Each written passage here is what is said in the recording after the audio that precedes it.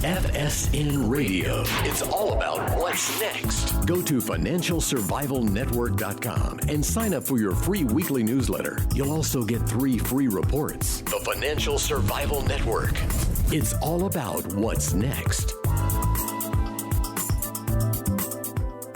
Welcome. You are listening to the Financial Survival Network. I'm Kerry Lutz. It's 3/23/20. Well, everything is coming to pass exactly as we've been telling you for the past 9 years. John and I have been sending out the clarion call, warning you we were modern-day Paul Revere's, explaining to you why the system had to collapse. And the naysayers out there, many of you became naysayers over the past 9 years, didn't believe it was going to happen. Well, let me tell you, last week was the most important week in the history of my show, probably of John Rubino's website, dollarcollapse.com. The global economy truly did collapse last week. And the American economy is in shreds, in shambles. What are they going to do, and is it going to do any good? John Rubino is with us as usual. Please send us your comments, your emails. John, you can't even believe how the views, the downloads are going up on the site. KL@KerryLutz.com, KL@KerryLutz.com. So John, happy Monday. Look at this mess we're looking at. It literally, the international financial system, the global financial system, is sitting in shambles. Hey, Kerry. Well, it's not a happy Monday for very many people around the world. There was always going to be some kind of a catalyst that tipped over this hyper-leveraged financial system. That it was a pandemic was one of those things kind of from out in left field that you can't predict timing-wise. You know, there was always going to be natural disasters, and this particular one was, going to happen eventually, but it decided to happen now. So the financial system is basically imploding along with the physical economy here. And going forward, it's less about the coronavirus and the shrinking economy than it is about governments around the world responding to it. So that's the big news now. And for instance, this morning, while I was trying to sleep, the Fed announced the biggest QE program. In other words, the biggest program of asset purchases financed with newly created currency that there's ever been. And they basically called it unlimited now. It's just open-ended. They're going to buy as much as they have to buy to make the economy stabilize and then grow again. Meanwhile, the Senate and the House are working on the biggest fiscal stimulus plan that has ever been implemented by any government anywhere in the history of the world. And they expect to have it finished sometime today. So, the fact that governments were going to be bailing everybody inside out, that was always part of the script. And now we're seeing it play out. It's happening basically in two tracks money right now, monetary and fiscal policy. Helicopter money is coming, John. Yeah, it's coming. They're even going to send us checks, apparently, Kerry. Well, anyone with a small business that's been impacted, which is anyone with a small business, other than if you're doing home delivery of food, otherwise, pretty much every business, they're just going to give you free money. And they don't really expect to get it paid back. They're going to give a loan, quote unquote loan, but interest free probably, and you'll have the rest of your life to pay it back. So we'll all be student loan debtors soon, right? Well, this is what governments do when they panic. They don't feel like they have time to screw around with getting it just right, because the alternative, in other words, if they get it wrong, the world just collapses around them. And they're, the guys in charge are the Herbert Hoovers of this generation, the guys who presided over the biggest economic crash of anybody's lifetime. And nobody wants that. So combine that with the fact that they basically have unlimited amounts of funny money to play with. This is all just made up money right now. They type something in to a screen on a computer and hit send, and $1 trillion shows up in JP Morgan Chase's balance sheet, or Boeing's, or Carnival Cruise Lines, whatever. They can give money to anyone in unlimited quantities because the money itself is meaningless. And that's the next stage. After we look at how governments respond to all this, our view should shift to what they're doing does to the currencies, because there's a point at which the amount of new currency that's being dumped into the system starts to affect the value of all these big fiat currencies. And so far, it hasn't affected the dollar, of course, because the dollar is the safe haven asset of the world right now. Everybody's piling into treasury bonds and dollar cash because they assume that we will hold up better than everybody else, which is true in a lot of cases, but not to say that we in the U.S. will hold up well. It just means that we might be in marginally better shape than the Eurozone or what do I tell you? Or somebody. What do I tell you? The U.S. dollar is the Taj Mahal of Baltimore. Never forget it. I mean, looking at gold, John, gold took a hit because it was up in the high 1600s. And then they got it down to close to just under 1,500. And today it's up $48.10. We're speaking right around noontime. It's been up as high as 50 something, 1544. It's really down only a few percent from its peak. And silver is back over $12. It was down in the low 11s, mid 11s. It's up to 1283 as we speak, and that's all going to go higher because everything they're doing now, even the least astute economic observer of the economy, you have to understand what is underway here, what is happening. Well, if you've raised a lot of cash by selling a lot of stocks, and that cash is sitting there while the government that is supposed to manage the value of that cash is talking about the biggest QE program in the world, the biggest fiscal stimulus program ever. That might lead you to want to do something with that cash because those programs are basically aimed at the heart of the currency's value. So it looks like some of that cash is now flowing into precious metals, which makes complete sense. Gold and silver are traditionally safe haven assets too. But this time around, they got sold because people wanted to raise actual cash as quickly as possible because they were terrified. So they sold everything, including gold and silver, to get their hands on cash. Well, now that may have been overdone, and some of that cash is flowing back into other safe haven assets, of which gold and silver are the main examples. So it's reasonable to think that gold and silver will go up irregularly from here. They could have some horrendous crashes or corrections along the way because that's how bull markets work. But, this was a bull market in gold, at least, before the coronavirus came along. And that bull market was going to have legs. It was going to be a multi-year bull market. So all this did was turbocharge the process by leading governments to really ramp up their inflationary policies, their attempts to push down the value of the currencies. Because remember, a strong dollar is deflationary, so it's not good for what we want to do in the U.S., or at least what the government of the U.S. wants to do. We want to liquefy the system and lean against the deflationary forces that are dominating the global economy right now. But if your currency is going up in value relative to the world's other currencies, that gets in the way of what you're trying to do.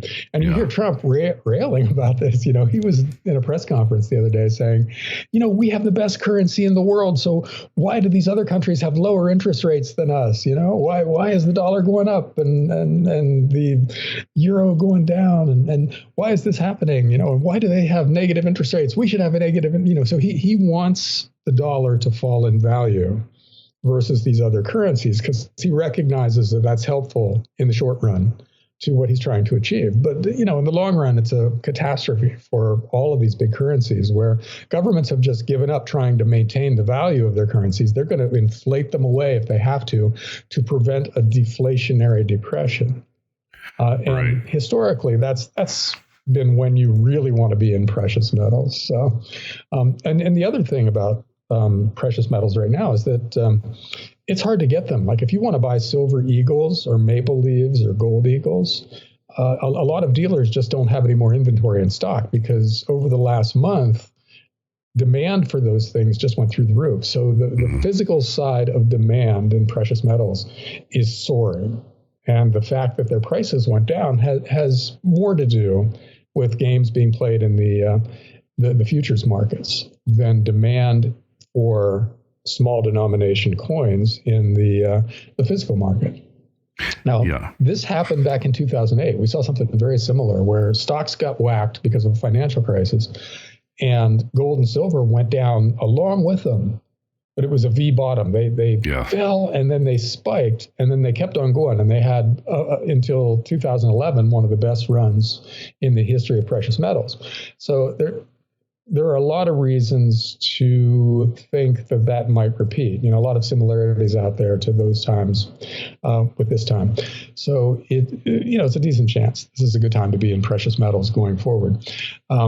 Now, meanwhile, a lot of the miners who might be stocks you want to invest in if you're optimistic about precious metals, they're having to shut down because of the coronavirus. So the mining sector is very, it's not kind of a commodity thing anymore. They're not interchangeable gold and silver mining stocks. The ones who don't have to shut down their mines in the short run will tend to do better than the ones who do have to shut down. So you've got to do a lot of, stock analysis if you want to be in the miners right now, or you need to spread your bets around via an ETF like GDX or GDXJ, which will tend to do okay if gold and silver go up because those ETFs own a lot of different gold miners. So they aren't dependent on any one gold miner to keep its mines operating at a high level in the short run. So anyhow, that's the series of steps that we're going to go through now. We're looking at what governments do right now, and then what that does to the currencies of the world, and then what the currencies of the world going down in value do to safe haven assets.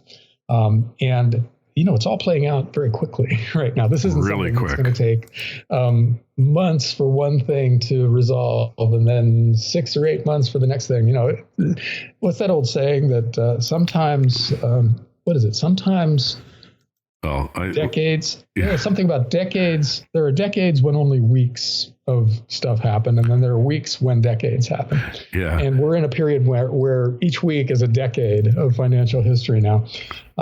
So expect things to happen quickly, and then expect the impact of whatever happens to flow on to the next thing that's impacted very quickly.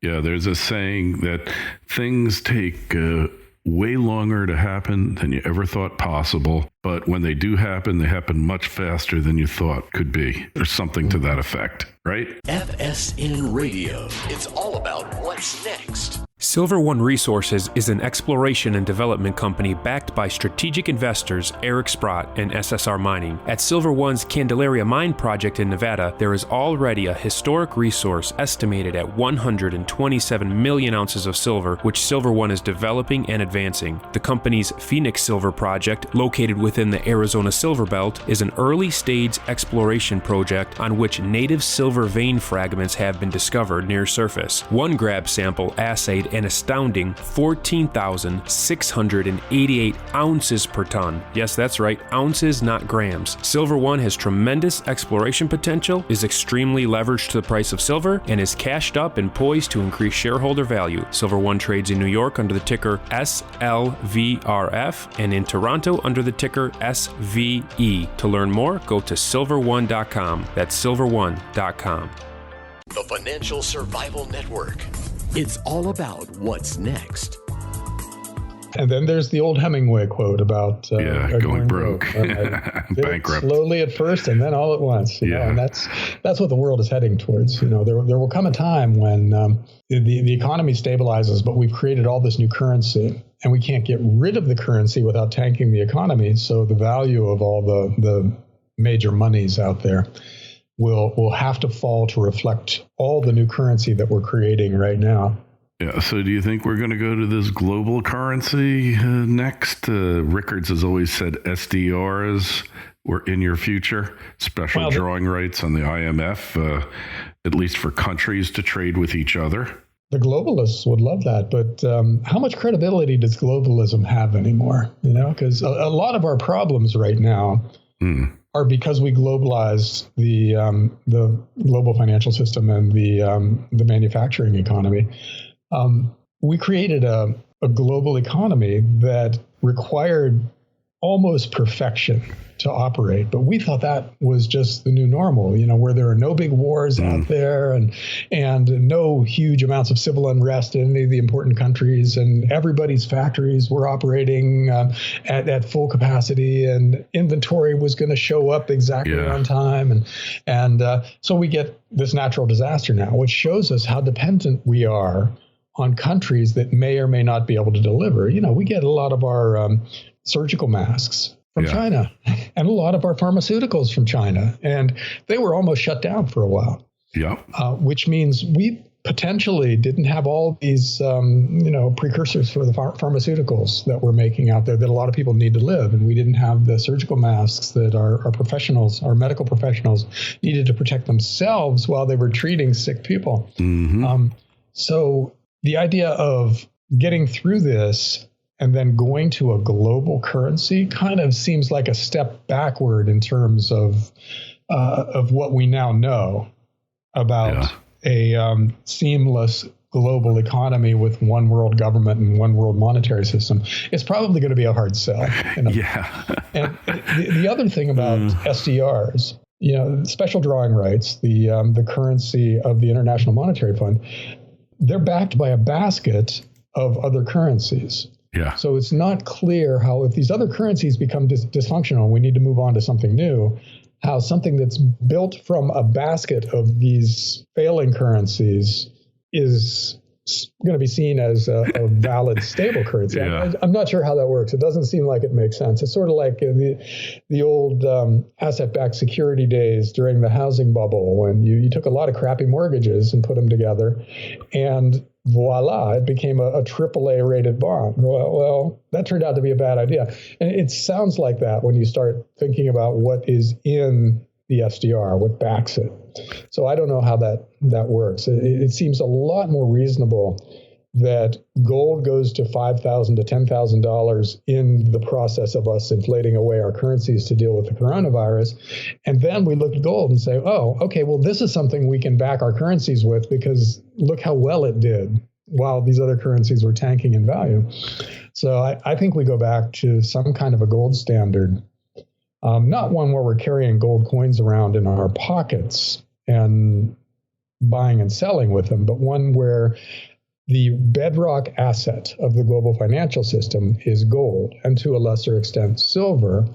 And then national governments are limited in terms of their money supply to how much gold they actually have. In other words, you can have twice as much paper currency or electronic currency circulating as gold in your central bank's vault, but you can't have more than that. And everybody's allowed to convert their gold into your currency anytime they want to, which limits the supply of currency that you're able to create. Something like that is much more likely, or something with a cryptocurrency component too, where that's the medium of exchange. A Bitcoin-like crypto is how we buy and sell, while gold sitting in a vault is how we value the crypto medium of exchange. That this is all doable with current technology, and it makes a lot more sense than something like the SDR that is at its core dependent on the behavior of governments which have unlimited printing presses. You can never base a currency on that again. I think that's one of the lessons that we've learned here, because a lot of what led us to the current problem, the coronavirus is going to be a problem regardless. But the thing that's making it a global financial catastrophe is all the moral hazard that was created by fiat currencies and governments with unlimited printing presses, because their currencies weren't based on anything. So if you look, for instance, at corporate share buybacks. Yeah. Oh, we need to talk about that, because the bailouts are all caused by it. Yeah, that's a crazy aspect of this right now, where we took on too much debt and then pushed interest rates down to allow governments and corporations and individuals to manage all the debt that we had them take on, because we could manipulate interest rates any way we wanted to. So we pushed interest rates way down, which made it profitable, cash flow positive for companies to borrow money at 1% and then buy back their shares, which maybe had a dividend yield of 2 or 3%, and then retire those shares. So everybody did it. All these big companies just took all their free cash flow and all their and they borrowed money. Yeah. Yeah. And they bought back their stock. And now they don't have any money left because they borrowed so much. Yeah, Boeing. And they're going to go bankrupt. Well, Boeing is a management issue, right? They built and tried to sell a defective plane. Yeah. So I think they were going to go bankrupt regardless. But you look at IBM or somebody like that, or a lot of other companies out there that used huge amounts of borrowed money to buy back their stock, and in that way elevated their stock price, generated big year-end bonuses and equity profits for their executives, and got away with it. Yeah. And now they're lining up for bailouts from the government. And the government is so panicked that it's going to give them bailouts, because you can't let IBM go bankrupt, because what does that do to the rest of the tech sector? And then what does that do? The unintended consequences of something like that are too horrendous to contemplate. So these companies are going to get away with it, and these executives who made fortunes by doing stuff like this are just going to get even richer. And there really is no alternative to that, because you can't pick and choose when you're in a crisis. Like when you go to the emergency room and your life is in danger, you pull out your credit card, right? You don't think, oh, would my insurance cover this or that? You just get what has to be done. Well, we're globally in the ER right now, and we've got to pull out the credit card. That's just all these guys. That's what they know. That's what they think they have to do. And it's possible that they're right in this case, whereas they were definitely not right in 2008 with the mortgage bust. We could have let the banks go bankrupt back then and gotten away with, a conservatorship. Or just cease to exist. Just let their buildings empty out. Let everybody who worked for them be laid off, and then let somebody with capital come in, buy the buildings and the computers and everything, and restaff them at half the cost. That could have been done too. That's how it works with real estate. There's a real estate bust, and that office building is worth half of what, or is on sale for half of what it was before. So somebody with cash comes in and buys it, rents it out, and then generates massive cash flow going forward. They could have done that with the banks. Yeah, but they can't do it now, because we will see every, bankruptcy can deal with an industry-wide collapse. It can't deal with an economic collapse to reallocate assets. That, unfortunately, has to come from the Congress. And you can always count on the U.S. Congress to do the wrong thing, right?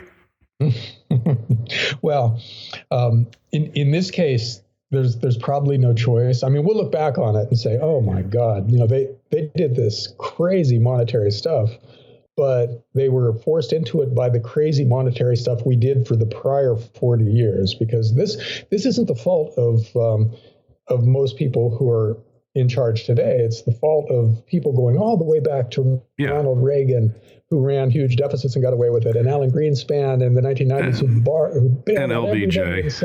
And LBJ. It's a century of economic mismanagement and all in the because company. We had the ability to do that because the U.S. had the world's reserve currency, and then after 1971, everybody else had unlimited monetary credit cards. So we did what you would think human beings would do given that kind of power. We abused the hell out of it. Yeah. And so now whatever we do, it's leading to the same place, which is a gigantic monetary reset, where we basically just have to reset the system. But it also teaches everybody a lesson, I hope, about debt. You should never take on too much debt, because no matter what you think about the future, you don't know anything. The personal equivalent of the coronavirus is coming your way at some point in your life. And for a nation, it's maybe multiple times. For an individual. Yes. And so you should never borrow everything you can borrow. You should never, ever do something like that, because the minute you max out all your borrowing capacity, that's when you get sick. That's when an earthquake swallows your house. That's when a war starts, because those things are always out there waiting to happen. And you should always have a rock solid balance sheet. And again, that's as true for countries as it is for individuals. And we all, at every level of every society, forgot that lesson. Yes. In a world of easy money and apparently a placid global financial system and everything. We mistook a few really unusual decades for normal life. And now we've found out that wasn't normal at all. That was actually very unusual. And this is actually more normal, if you look at human history, than not. There have been big wars, and there have been natural disasters, and there have been financial crises for as long as there have been human beings, living in more than hunter-gatherer kinds of configurations. So the lesson that we should all take away from this going forward is that you want money in the bank, first and foremost. And whatever money you borrow should be for really productive uses with a limited time frame. In other words, something where you pay it back from cash flow generated by the money that you borrowed quickly and then go back to being debt-free. That's how the normal person's life should work going forward in the normal country's life. There's really not even a reason for governments to be allowed to borrow. In a well-run, intelligently structured world, government debt should be illegal. Governments should live within their means. Yeah. They should tax their people and pay the political price for that taxation. And then they should spend it on stuff that they can afford with the money that they can take in. And if they need more money, they should go get it from their citizens. And if they can't justify it, they shouldn't do whatever it is they want to do. And that's the way the world should work. So with any luck, we all learn these lessons. And 10 years from now, that's the way the world will be structured. I don't hold out a lot of hope for that. But if we learn the correct lessons, that's the way it would work. Yeah, I totally agree with you. And eventually, maybe we will learn the lesson. Maybe we'll learn our lesson. I don't know. But right now, it's not looking great. Gold and silver, for sure. Imagine when you wake up one day, John, and gold's at 2,500 an ounce, silver's at 100. We're going to that point. And you can't look at the current prices and think that they're a reasonable reflection of the existing value. Anyways, it's time for us to move along, but we might just, depending upon the events of this week, we might come back and do another show later in the week. Let's just keep our calendars open a little bit, because I think, like I said, last week was the most important week since I've been doing what I'm doing. And I think since you started dollarcollapse.com and you wrote your books, I think this is the most important week, the last week that took place, because nobody can put a lipstick on this pig. The global economy collapsed, period. And we've been getting those warning signs, red flags right and left, all over the place. We've been getting them, and we've ignored them to our detriment. And now the chickens are coming home to roost. So you better be prepared. If you didn't listen to anything John and I had to say for the past 9 years, please listen to this. It really can make a difference. Anyway, John, we got to go. dollarcollapse.com, financialsurvivalnetwork.com. Sign up for both of our free newsletters and send us emails, kl@kerrylutz.com, kl@kerrylutz.com. John, I'll talk to you either later in the week or next week. Okay, see you, Kerry. FSN Radio. It's all about what's next. Go to financialsurvivalnetwork.com and sign up for your free weekly newsletter. You'll also get 3 free reports. The Financial Survival Network. It's all about what's next.